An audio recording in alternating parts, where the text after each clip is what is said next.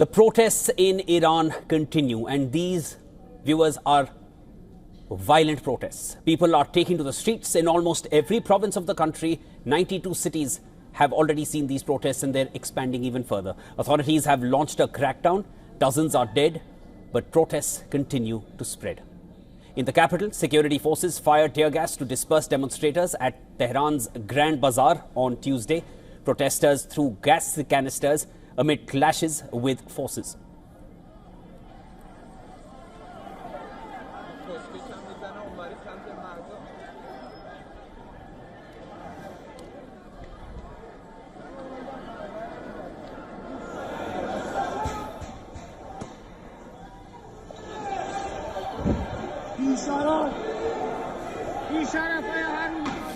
According to videos shared online, a large crowd gathered on a covered street and can be heard chanting slogans.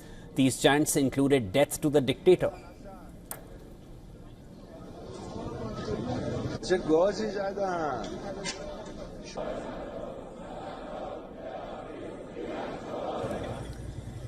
Another video showed a statue of late Supreme Leader Ruhollah Khamenei and his successor Ali Khamenei set on fire by protesters in the Sistan and Balochistan province.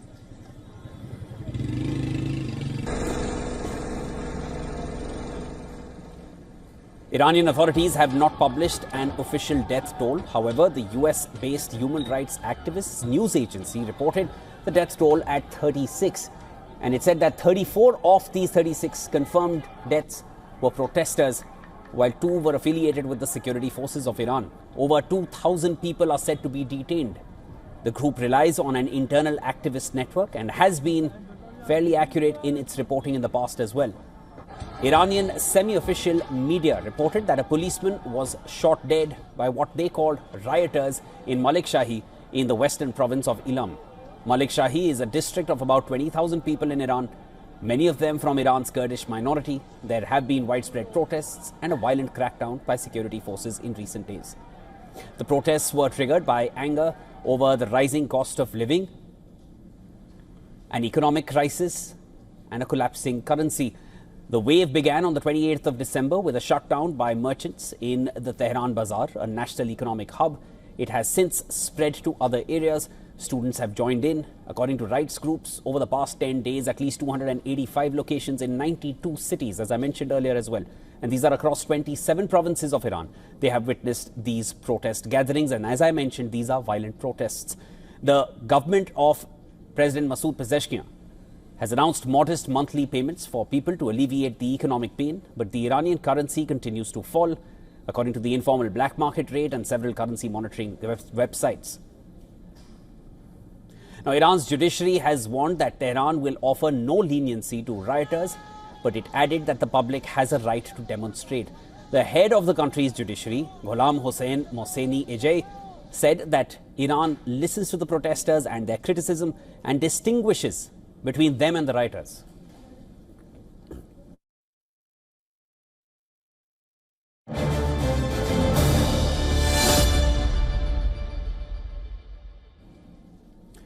All right, to discuss this further, I'm now being joined on the broadcast by Mr. Yusuf Jalali, who's a journalist joining us from Tehran. And I'm also joined by Assistant Professor Dr. Syed Imamian, who's also joining us from Tehran. So both our guests are from the capital of Iran. They understand what is happening in Iran. And essentially, I want to understand, is this the Supreme Leader Ayatollah Ali Khamenei's biggest challenge yet? We'll start with Mr. Jalali. Sir, over to you. Do you find the Supreme Leader succumbing to this kind of pressure, and what kind of pressures is he under at this point?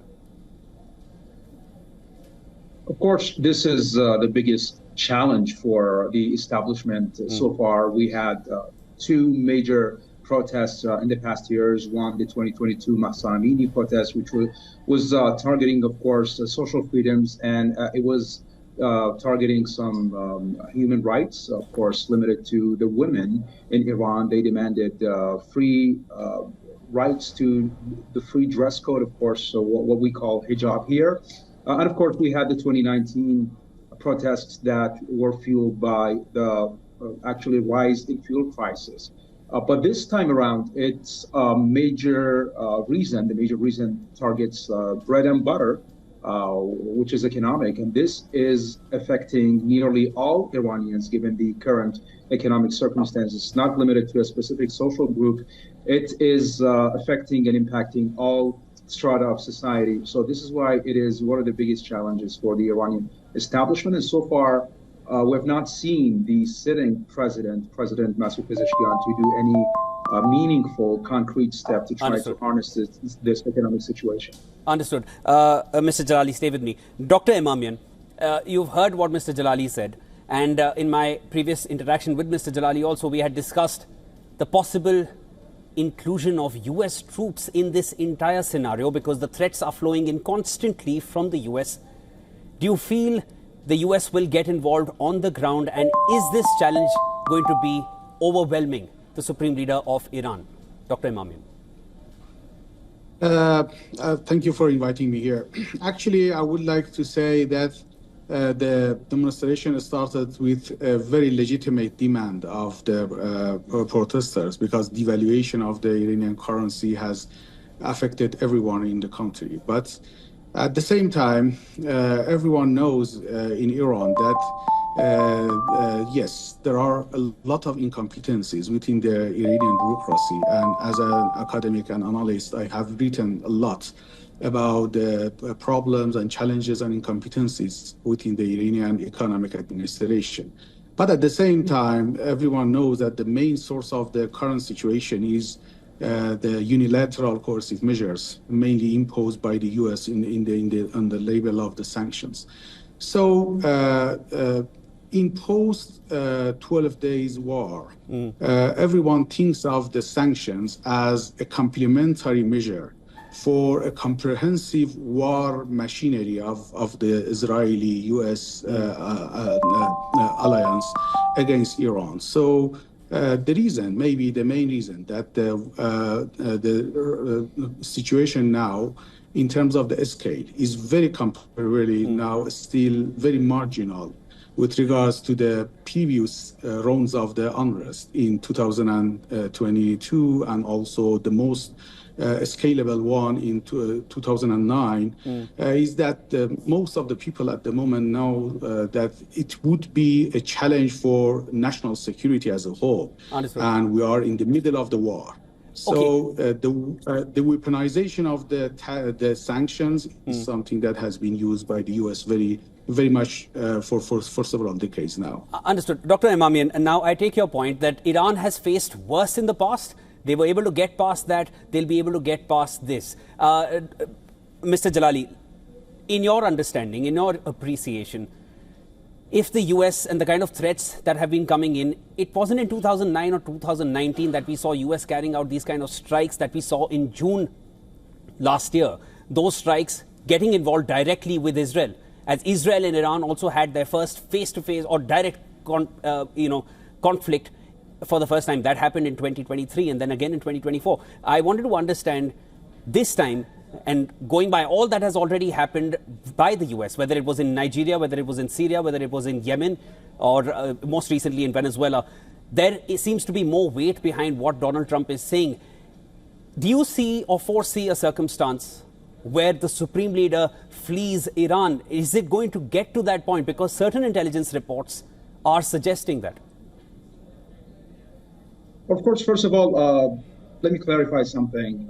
This is a whole crisis, not just limited to the sanctions, as a professor pointed out. Of course, the sanctions are part of this scenario, part of this whole shebang, but it's not limited to the sanctions. We have been hearing a lot from Mr. Pezeshkian trying to play this blame game, blaming everything on the sanctions, the Western sanctions, and recently the snapback sanctions. Of course, snapback sanctions were imposed back in September and in October last year. But of course, the situation is happening right now, a couple of months later. Okay, so it's not just about sanctions, but it's about the fact that the reformist governments in Iran often put all their eggs in the basket of an overture to the West and trying to solve domestic economic woes and hardships by establishing closer ties with the Western governments. Of course, Iran lost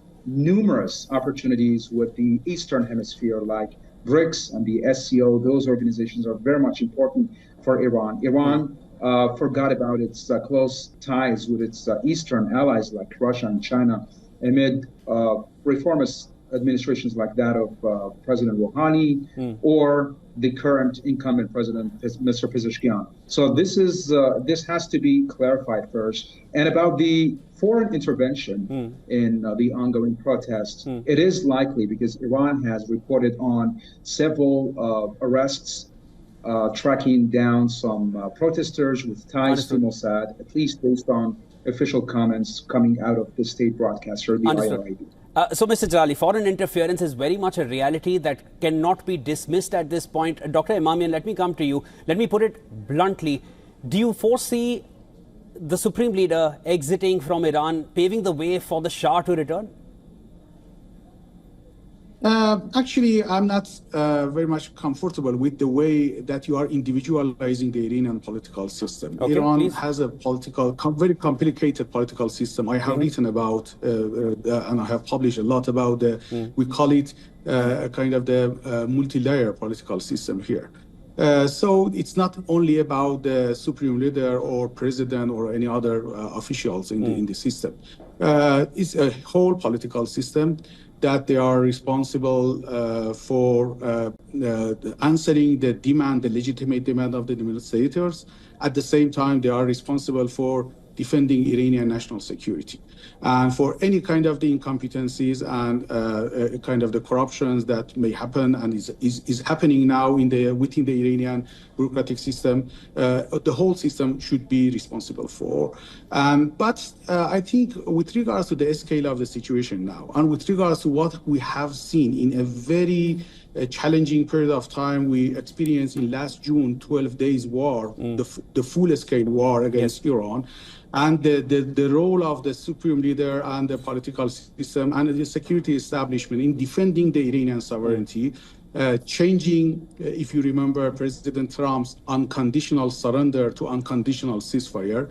I won't see, and no one is saying that there would be a chance or a possibility or likelihood for the Iranian senior officials to leave the country with such a scale of the demonstrations. Understood. And at the same time, as I said, the majority of the people, while most of them, including myself, we are affected by the economic situation now, but and we are very much in line with another colleague that mentioned about the incompetencies of using another opportunities in the Eastern sphere, making economic deal with China, India, and emerging economies.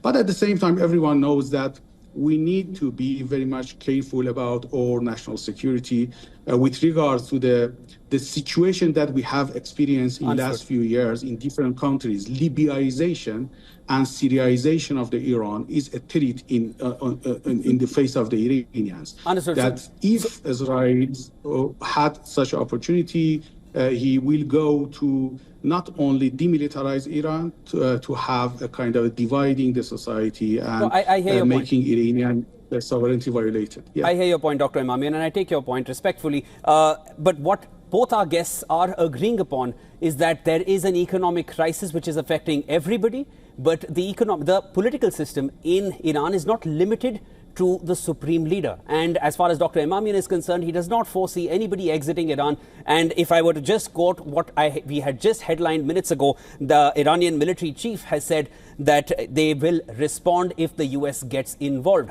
So as far as things are concerned, the protests are real, they are violent, people are being affected. If the US wants to get involved, as they have been getting involved in other parts of the world, Iran is not going to stand there and just watch it happen. We'll leave it there as of now. Thank you so much to Mr. Jalali and Dr. Emamian for joining me here on Point and Counterpoint. There will be more to discuss. Would love to have you on the show with us again.